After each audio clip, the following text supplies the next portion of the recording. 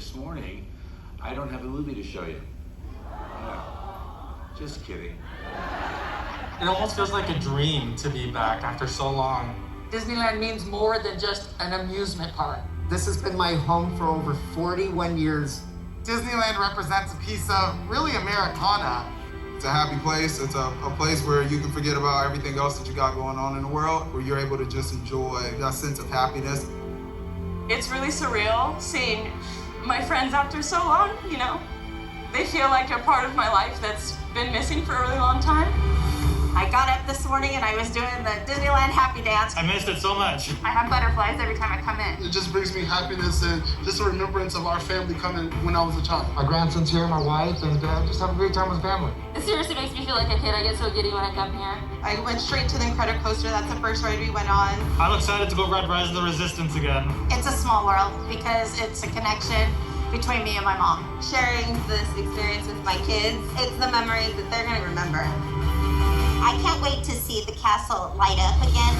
I just love coming back. It's just really special for me and my heart and my family. Every time I've come to the park, I always look at Walt's light, knowing that that was on, leaving that beacon so that when we come back, we feel that joy again. The fact that Walt's light never went out is inspiring. Just for it to be open and bring the magic that can lighten up our life and bring hope for the future. To all who come to this happy place, welcome. All right. I think you, is there anybody new in the audience today? No, probably all asleep. Okay. I think you're pretty familiar with who I am. So today and tomorrow, we want to talk more about Walt Disney and probably take a little bit more of a candid look at Walt, if you will. We want to begin with 10 years now forward the opening of Disneyland, 1965, and the Tencennial celebration. At the time that Disneyland turned 10, on July 17, 1965, there were still 155 cast members working at the park from opening day. When the park opened, there were just about 600. There weren't really that many cast members. And as I noted, when I joined Disneyland, there were 5,800. Now there are about 33,000, some 78,000 at our sister parks in Orlando. But 10 years was a big milestone for many reasons. Number one, in the very beginning, most people were telling Walt Disney that this was ridiculous, right? The idea of this park was ridiculous. And it probably really was if you think about it. I think if I were around back then, I would have probably, quite honestly, jumped on that bandwagon, understanding that the people who were saying those things were looking at current parks of the day. So if I had to look at what Walt Disney was calling then an amusement park, not necessarily a theme park, and you'll hear him say that in just a bit, the words amusement park, people are thinking, well, what is an amusement park? In fact, when he went to his own wife Lillian and said, hey, this is something that I want to do, she said, why on earth do you want to do that? She said, those places are so dirty, they're so unfriendly, they're so unsafe. And he said, well, that's just my point. Mine isn't going to be that way. Well, it's nice to say that, right? It's nice to go out and say, I don't want my park to be like that. Those other places, it's going to be different. But then how are you going to do that? What's the plan behind making that come to fruition? And I think in some ways he knew, I think in a lot of ways he knew, but I think in other ways maybe he did not know. So now we fast forward 10 years after that, and Disneyland is extremely successful. Attendance was, as he put it, bursting at the seams. They had to build more areas, as he put it, and you'll hear this, to absorb people into new space, because the park was so crowded. Word got out. I remember living at the time. Well, my grandparents were in Sacramento, and my grandmother had a sister in Long Beach, and her sister called her one day and said, hey, they're building this place in Anaheim, and she said, you should probably come down and take a look at it, because she said, I've driven over there a couple times. She said, it just looks different, what you could see of it. And she said, I think it's going to open in August. my grandparents made the drive down, the 99, and they went to Disneyland 3 weeks after it opened and took, remember old Ektachrome or Kodachrome, remember the old slides? Back then, people took a lot of slides back then. They took all these slides of Disneyland 3 weeks after it opened. And when they passed away, I inherited all those slides. And they're just amazing. The slides are beautiful because they're so crisp, so clear. The color is amazing in these pictures that they took. Very candid shots of the park, right? So 10 years later, actually almost exactly to the day, on July 16th, 1965, in the Magnolia Room of the Disneyland Hotel, Walt and Roy Disney gathered with 155 opening day cast members to celebrate and make note of the 10-year anniversary of Disneyland. Now, being a human being, Walt Disney, you know, he had a couple little vices, and we'll talk about one tomorrow, but he liked gin, and he had a little bit of gin before this recording, before this little thing stepped off. Now, he made note of that afterwards, and he asked that the audio recording be destroyed. And they told him that they would destroy it. They assured him then afterward that it had been destroyed. Well, obviously it had not been destroyed because you get to hear it. So we're going to listen to that centennial speech that Walt Disney gave and gain a little candid capture, if you will, of the man Walt Disney. Let's listen.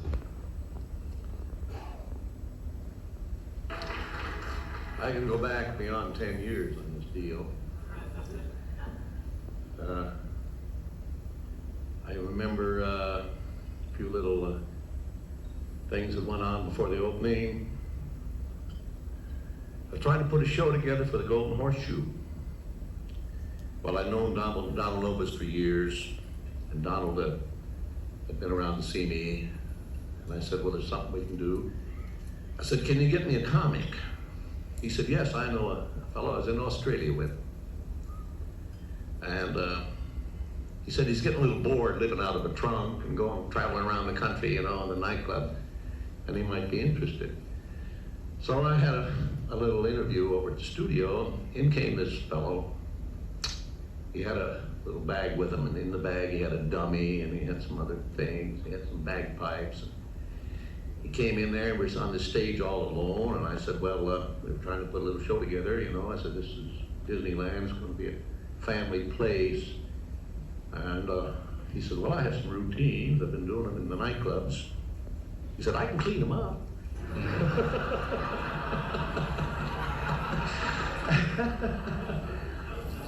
And he cleaned them up, you know.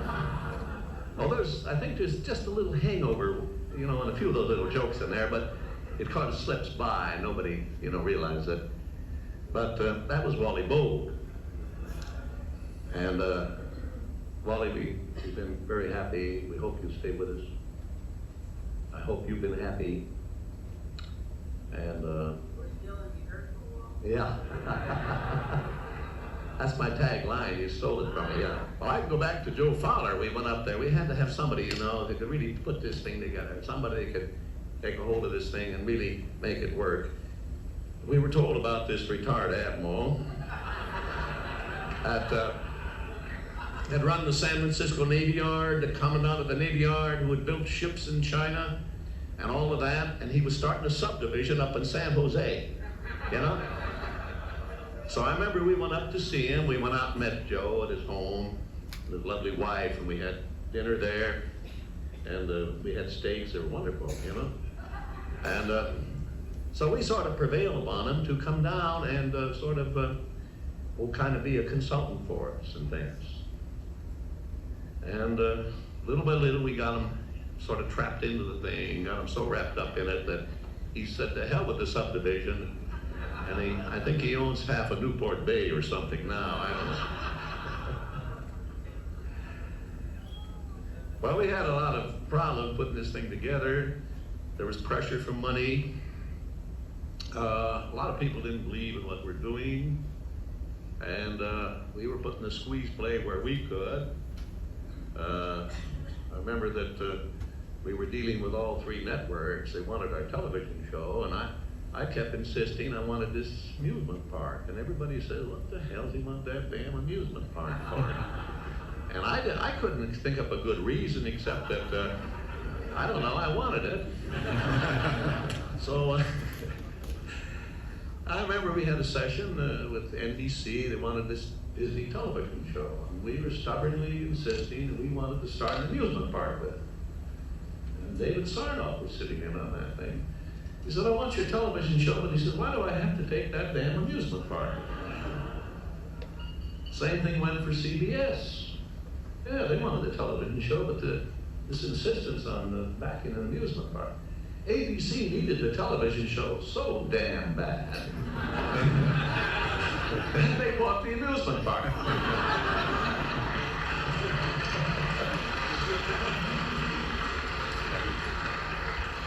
Well, 5 years later, my brother figured we better buy those guys out. They had a third interest. They only had $500,000 invested in that park. But my brother figured, he said, if we don't buy them out now, we're going to be paying them a lot more later. My brother paid them after 5 years, $7.5 million for their $500,000 investment. And it was a smart move that he did at that, you know?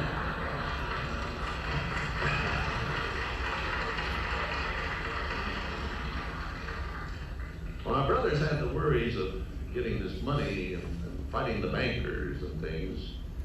And there was a time, I think it was after we opened the park, that our bankers said to my brother, they said, no, about that damn amusement park, we're not going to let you put another nickel in it. And my brother said, well, if you're going to start running our business, we're going out and find some other place we can borrow money. And by gosh, they finally gave him the money. But it's been nip and tuck. I mean, when we opened, if we could have bought more land, we'd have bought it. Then we'd have had it control, and it wouldn't look too much like a second-rate Las Vegas around here. We'd have had a little better chance to control it. But we ran out of money. And then by the time that we did have a little money, everybody got wise to what was going on. We couldn't buy anything around the place at all, you know?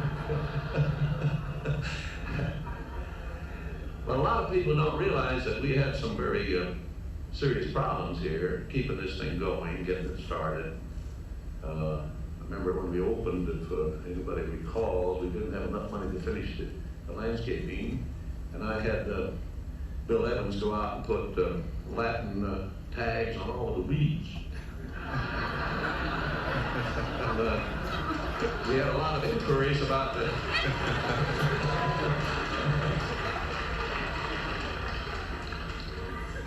Well, that's a fact. You asked Bill Evans. You know. Of course, every weed to Bill Evans has got a Latin name, you know. But this time, 10 years, I want to join my brother in paying thanks to all you people who've been here with us and been a part of making this thing come across. But I just want to leave you with this thought that it's just been a sort of dress rehearsal, and that we're just getting started. So any of you that start to rest on your laurels, I mean, just forget it. Because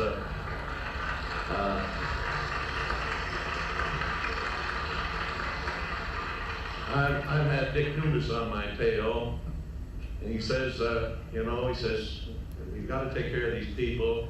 He's got me working harder than I've ever worked before, trying to enlarge the park to take care of the extra millions he thinks we're going to gain every year. Now, he's got us working hard, honestly. I mean, he says, Walt, he said, we got to expand Fantasyland. We've got to expand this. He said, we got to take, and he shows me this graph where he started out here with 3 million, and the way he's got it growing, it's going up to 10 million. And he may be right, because this year, I mean, we're just exploding at the seams there. But we do have plans to expand it, to open up areas that will, it's like a sponge. You have to have these areas to absorb the people. You know? And we hope to have these things going. We have a whole new plan for Tomorrowland. We have, of course, you know of our plans for New Orleans, and eventually the Haunted Mansion.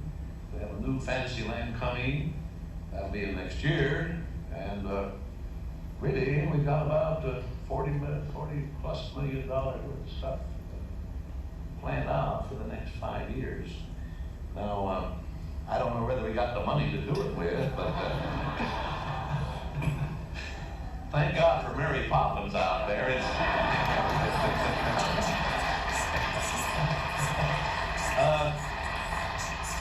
I always, my office is above my brother's, and I look down, and when I see him walking on the ceiling, that's the time I go down and say, let's put another $10 million in Disneyland.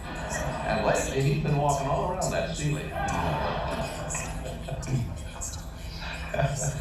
Well, I know you're going to have some dancing. These boys haven't done a damn thing all night. They've been sitting over there on double time, no doubt. And I think that with just a thanks and appreciation to my big brother, to Joe Fowler, to all the boys, the top boys, and all you people down the line who have been a part of this thing. And as I say, we're just getting started. The show goes on next year.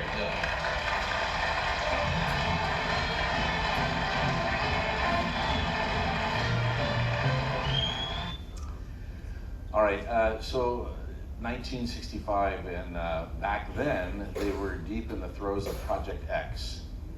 And for any of you who know what Project X was Walt Disney World in Orlando. One of the difficulties that Walt Disney had with Anaheim is the fact that they couldn't buy a lot of property originally. Originally, they had bought 480 acres, and then they had to sell a lot of that off and back down to afford building the park as the budget continued to increase, not knowing originally what things might cost, but finding out kind of in the end what they did cost. So some of that land was sold, some of the original purchase land was sold off. What they wanted to do was buy enough property in Orlando that what happened in Anaheim would never happen again. So Walt Disney wanted complete control. If you look on the right of this picture, this is the Florida land in its virgin state before any construction at the time of purchase in Central Florida. Walt Disney had visited that property a number of times, and most of those visits took place in the Gulfstream 159. The Grumman, that was a twin-engine plane called the Mickey 1, which has changed color since and been on the studio a lot back in Florida, and has been completely restored today. If you look, and this is a picture of Walt outside the plane greeting some folks. This is a picture of the plane in the air. This is the actual runway, which is here, if you will, that is just slightly south, if you will, and a little bit east of the Magic Kingdom. This is the road that leads to that, if you will, and that is the actual runway, which is still there today. That runway has not moved, and he could freely come in and out of that area without being spotted. One of their fears, of course, is that individuals would find out about the purchase of the property by Disney. And at the time, there were a lot of people who were speculating who is buying all this land, because all of a sudden money was being offered and people were being approached to sell property, and nobody knew what was going on at that time, and they were piecing it together, if you will. They did that under a lot of fictitious names. Here's the family using it more or less for leisure. Somebody must have loved the color powder blue. If you look, Lily and some of the grandkids, of course, Walt. And this is some executives flying against some non-executives here, right? There's Snow White. I'm not sure what he was doing. He must have been onboard entertainment, is the only thing I can figure, right, with the accordion. So here's some of those companies that they had created at the time to throw people off. They did not want to know that Disney, people thought it was Ford Motor Company, maybe they were building a plant in Central Florida. They did not want anyone to know that Disney was purchasing the property. So you can see some of these fun names, right? Reedy Creek, which I'm sure a lot of you are familiar with, especially with recent news. There's Roy, Walt, there's Joe Fowler right there. Card Walker, who would later become CEO of the company after Don Tatum. I4, get it, I4 Corporation, Latin American Development, MT Lot Company, and then Tomahawk Properties. There were other fictitious names, but nobody was figuring this out. This clandestine purchase of the property, nobody was thinking that it was Disney, and all the reports that had come out, nobody was really talking about that.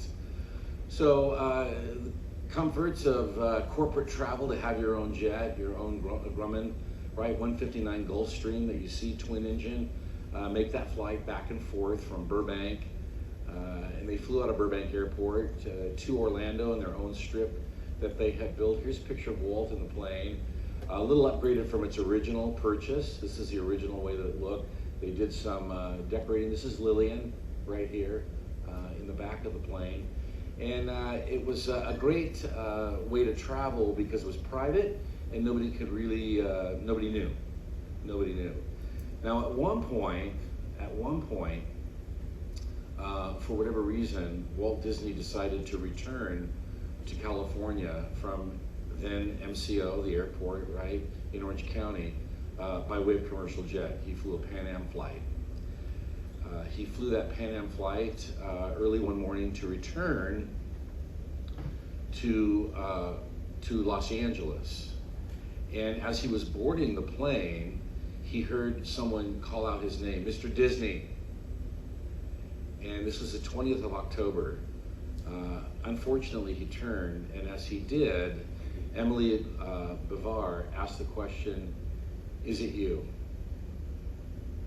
Emily was a reporter from the Orlando Sentinel. He did not respond. He turned around and he boarded the plane.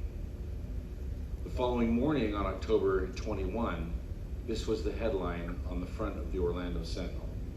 "We say mystery industry is Disney." They took a gamble, and they were right. Understanding now that they were right, Walt Disney hurried to put together a press conference with the then Governor Hayden Burns of the state of Florida, and that they would officially now announce the fact that almost 47 square miles of property, some 28,000 acres, had been purchased by the Walt Disney Company. And interestingly enough, in that same period, they were building Pirates of the Caribbean in New Orleans Square at Disneyland. That attraction, Pirates of the Caribbean, which opened in February of '67, a couple of months after Walt Disney passed away, cost $5 million, which is the exact ticket price that they paid for that 28,000 acres in Central Florida. So they really got a deal, right? They really got a deal. What's great is I have a clip of that press conference that took place with Governor Hayden Burns, with Joe Potter, and with Roy Disney and Walt Disney at the Cherry Blossom Plaza Hotel in the Egyptian Room on November 15, '65 at 2 p.m. Let's watch the video.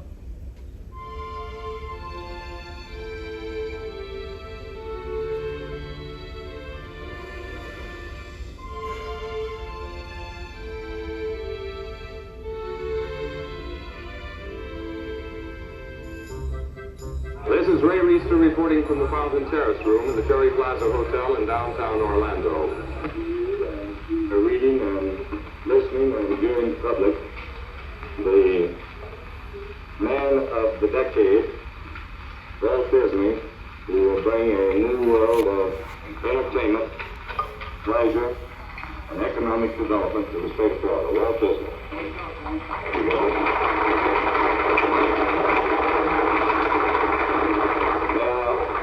Also introduce on my left the financial genius of Walt Disney Productions, its president, Mr. Roy Disney. Mr. Disney, this is the largest press aggregation I have ever seen in the state of Florida. Mr. Governor, this has been a wonderful reception that you've given us here. All the faces seem friendly and we feel very much at home. And this is a big, exciting project for us too, you know. And I think it's the biggest thing we're going to tackle. I might say that when we were planning Disneyland, and we hoped that we could build something that would command the respect of the community. And after 10 years, I feel that we've accomplished that. Not only the community, but the country as a whole. And that is actually what we hope to do here, is to really develop something that, well, just more than an entertainment enterprise. It's something that contributes in many other ways. Well, educationally, and one thing is that, to me, the important thing is the family. And if you can keep that family together with things, and that's been the backbone of our whole business, catering to the families. That's what we hope to do. Well, everyone in the state has been thrilled with the announcement of your purchase of some 30,000 acres. 27, that's a lot. 27, don't have that tree on there. I don't know what they do with it. Well, we're drawing the fence line at 27 then, located some 12 miles south of Orlando. And of course, they're all excited to know just what type of attraction or what type of usage will be made of this great location. Well, at this stage, Governor, it's hard to spell it all out. And it's like anything that after you've done something, you see with the experience and all of that, what you might do if you were starting from scratch. And here, after taking a look at the land this morning, I say we are starting from scratch. I don't think you mentioned the amount of money with the initial investment. That's a heck of a lot. And we indicate the size of this project. Well, there was a time in my life I didn't think there was that much money. But you see, the initial stage here has to top what we have, or at least the equivalent of what we have now in California. And there's 54 million Disneyland now, another 20 million this year. So we're going to have to start somewhere around there. Now, of course, that doesn't include the other facilities, the hotels and the things around it. When you begin to put all those together, it's going to be well over 100 million plus. At least. My big brother says we can do it. He's the money man. That was my question. Disneyland is described as a world within itself. Two questions. Have you entertained the idea of calling the Florida attraction Disney World? And secondly, you had the possibility of losing your world by the outlying area skyline. Do you see any possibility of the outlying Central Florida area skyline ever getting large enough that it would interfere with this Disney World? That's why we bought 27,000 acres. About the Disney World. Have you entertained? That term has been used in many ways in our business. We refer to, we have a publication called the Disney World, which encompasses all of our activities for our employees and our offices all over the world. The Disney World is something we've been using. Now, whether that world of color? A wonderful world of color, wonderful world. On NBC.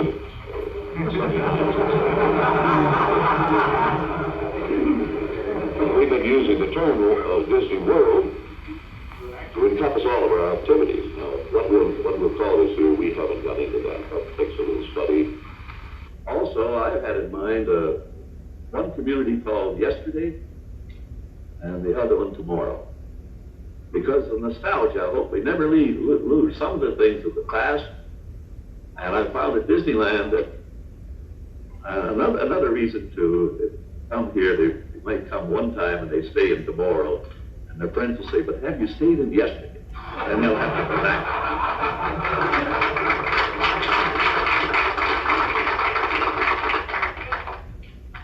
I'd love to be a part of building the mountain community as a city of tomorrow, as you might say. Because I don't believe in going out to this extreme blue sky stuff that some of the architects do. I believe people still want to live like human beings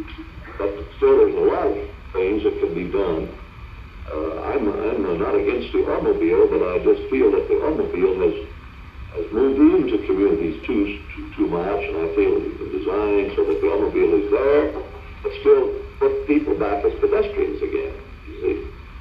So I don't know, I'd love to work on a project like that also. I mean, in the way of the schools, the other facilities for the community, community entertainment and life. I'd love to be a part of building up a school of tomorrow with the teaching aids, with the what I feel we could contribute, which we have been doing in a way, but this might become a pilot operation for teaching aids that could go out across the country and across the world. It's a great problem today, the one teaching. Florida institutions, banks, and so forth be asked to participate in financing. I knew we'd get one we could toss over to Roy, doesn't it? Well, financing this project is going to be a lot easier than financing Disneyland, in my opinion, because now we have our 10 years of experience, and the world, including the bankers, realizes what we can do, what we have done, and those are the guidelines that bankers usually go by. So that I don't anticipate any great difficulty in financing this. We'll finance it in large part from our own strength and take one day at a time, one project at a time. But I don't think that this will cause any difficulty. You indicated Ms. Burns today, you've saved up like $2,000. Yeah, I told Mrs. Burns I had $2,000 saved up already to drop in the kitty. One final question, Governor Burns, or Mr. Disney. For the two orange counties, any coincidence there at all? Well, we like oranges.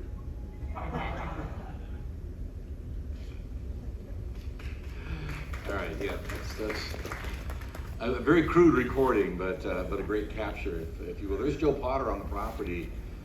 He's out in the Bay Lake area there, what will become Bay Lake, as part of the property. This is a overshot of Seven Seas Lagoon, if you will, just in front of what would become the Magic Kingdom.